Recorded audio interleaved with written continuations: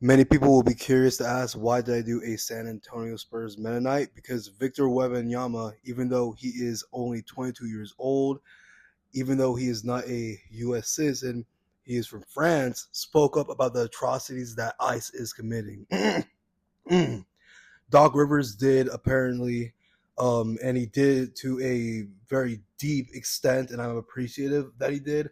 Kyrie Irving did as well, apparently, but I haven't found a clip. Otherwise, if we were to find other NBA players talking about it, they just do it in a very flimsy and how do I say this transparent way. Like you can see through them that they're being dragged around by their wallets to not speak about these atrocities to the extent that Wemby did.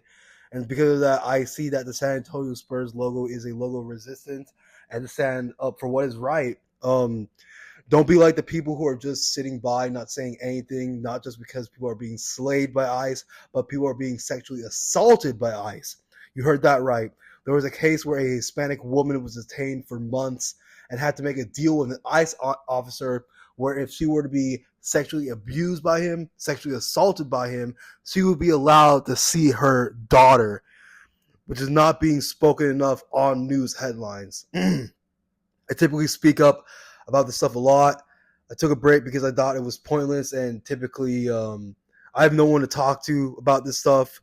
Um, you know, and I might take one last 2 week break so I can get myself together mentally, especially since I still need to do a deeper dive into the 3 million document drop by the Department of Justice. Don't be like these sheep who are just getting your information from people on TikTok and Twitter thinking it's gonna fulfill yourself. You need to do your own reading because people are actually lying about certain things in the files that apparently were not there. But hey, thanks for 20 subscribers, guys. I believe right now we are currently at 24. Instead of just yapping about my achievement, I'd rather use my platform to talk about the suffering of other human beings. Every day I sit by myself asking if I'll get kidnapped eventually and how much longer I'll be alive because of this quasi dictatorship. I'm in pain. I'm sure many others are in pain, but what truly matters in this life is how you act on that pain. Are you letting life pass by while others are getting hurt, or are you throwing your hat in the ring so you can fight injustice? But hey, guys, my 4-year art anniversary is on Valentine's Day. Stay tuned for more. I'm grateful to be here. I'm grateful to be, doing what I love after all these years. So, hey, stay safe and stay sane, y'all. Peace.